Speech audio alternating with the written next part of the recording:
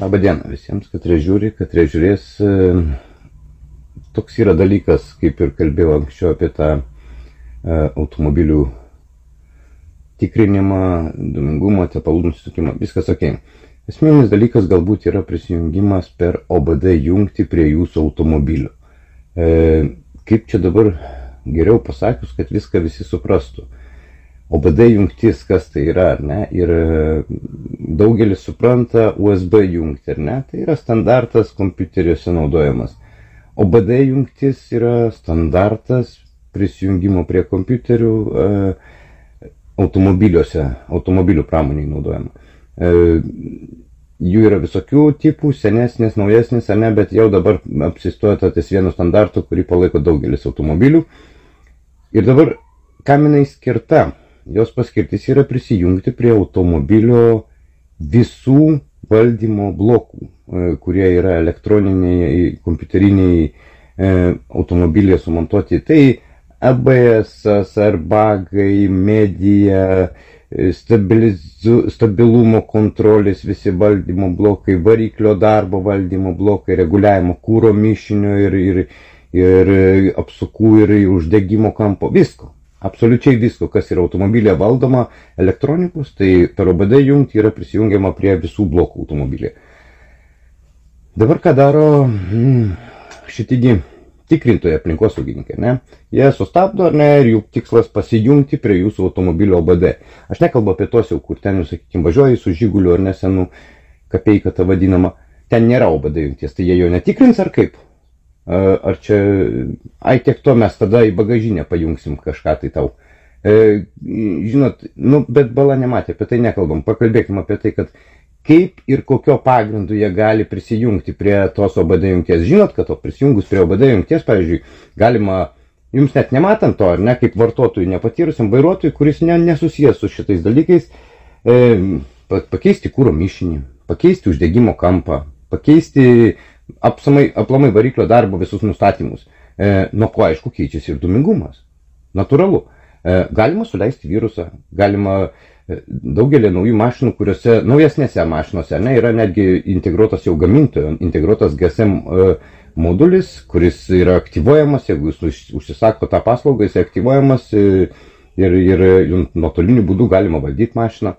Ta prasme, tam tikras funkcijas, sakykime, automobilio. Vienas daugiau duoda, kitos mažiau. Tesla elektromobilis. Aišku, jam dūmingumo nereikia tikrinti, bet štai kur Tesla yra labai geras pavyzdys to, ką galima daryti nuotoliniu būdu, kaip valdyti automobilį. Tai kas gali užtikrinti, kad jie prisijungia prie OBD jungties jūsų automobilį, nesuleis kokio virusiuko, nepakeis variklio darbo parametrų ir paskiau nepareikš, kad jūsų automobilis netitinka saugumui, tiems taršai.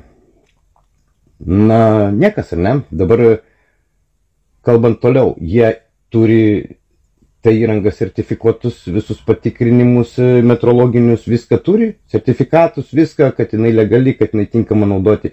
Darbuotojai dirbantys su ta įranga ir kurie savo putnagės kiša prie jūsų OBD jungties, jungiasi jūsų automobilį, turi to automobilio gamintojo sertifikatą, jog jis yra kvalifikuotas specialistas ir gali lysti prie jūsų automobilio techninių parametrų ir kištis prie to. Ar patikėsit ant žodžio, kad jis sakys, ne, čia viskas gerai, tai leiskit tada man prie jūsų banko sąskaitos prisijungti, tikrai viskas bus gerai. Mes einam kur toliau, dabar jau leidžiame jungtis prie savo automobilio, po to jau nežinome, ką ten jame darys, mums pasakė ir viskas ok, mokslu reikia tikėti, ar ne? Tai jau kartą pasakė, pasiskiepinkit. Mokslui reikia tikėti. Paskui dar kartą pasiskiepinkit, dar tikim mokslu. Šiandien jau sako, jungsimės prie jūsų automobilių. Ką ten juose darysim, nesakom. Tikrinsim dūmingumą. Dūmingumą tikrina per duslintuvą. Gal dar radiją jung, kad dūmingumą patikrintumės? Nes radija grodama gal irgi dūmina. Tai nekalbant apie tai, kad gali pakeisti ir visą kitą, tos parametrus, nuo ko keisis jūsų ir dūmingumas. Nekalbant apie tai, jog jie nėra kvalifikuoti specialistai, jau atestuoti tame servise to automobilių gamintojo, prie kurio jie kiša savo putnagės. Bet jeigu jūs turit naują automobilį nusipirkti iš salono, kuriam dar galioja garantija gamintojo, ne? Ar jūs suprantat, kad jeigu prisijungia prie OBD jungties kažkoks tai pimpačkiukas, neturintis jokio sertifikatų ir neaišku, su kokia įranga jisai ten jungiasi, gal kiškiniečių parsisiuntęs kažkokia tai, ar dar kažką tai, jūs netenkat garantijos automobiliui. Jums tai priimtina? Ar jie įsipareigoja? Kas toliau, jeigu jūs pajudėjote su to automobiliu, toksai prisijungė, jūs pajudėjote, jisai pakeitė kažkokius parametrus ir jūsų automobilis sustojo, kam jūs reikš pretenzijas? Šitiems sakys, tai mes mes net neturime, ta prasme, teisės jungtis prie jūsų automobilio. Jūs pats leidote, ar ne? Tai ko jūs dabar putojatės, jeigu jūs pats leidote? Tai patarimas visiems. Dėk dokumentus ant stalo, žaliagalvį, ir tada tikrink. Jeigu neturi tokių dokumentų, tai patikrinsim tave, ar tu aplamai dar gali dirbti šitas pareigas. Čia šitose pareigose dabar turėtų dirbti, jeigu jau suteikė tokioms gamtosaugininkų pareigoms suteikė tokias privilegijas, kad jie gali stabdyti automobilius, tikrinti jos dūmingumą ir dar jungtis prie automobilio OBD jungties, tai pirmi reikalavimai, jau nekalbant, jog turi būti visi sertifikatai ir visos metrologinės patikros aparatūrai, su kurie tai daro, bet ir darbuotojams, kurie tai daro, pagrindinis reikalavimas atestatai, kvalifikacijos, sertifikatai visi, kad jie gali dirbti su to modelio, kurį tikrina automobiliu. Ir tai ne bet ko išduoti, ne mūsų piš ar tešlagalvio Landsbergio išduoti, ta prasme, tie sertifikatai, bet to automobilių gamintojo. Ir ne čia atstovybės, o gamintojo.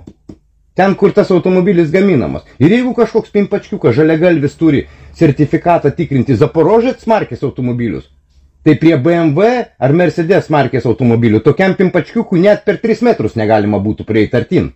Nes maža ką, savo kvailumu dar užkrės per orą.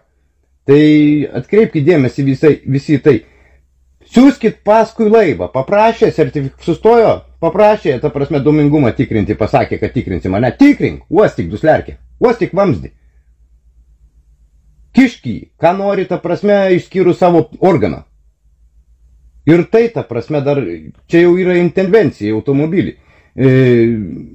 O į OBD jungti, parodyk sertifikatus, parodyk kvalifikaciją atitinkančius atestatus, diplomus, viską. Kitu atveju, mink paskui laivą, kelią susirasi be navigacijos, nes gydo paslaugos gali būti mokamos tokiam. Ir štai visas patarimas. Tai siūskit velniop ir viskas. Ačiū uždėmesį.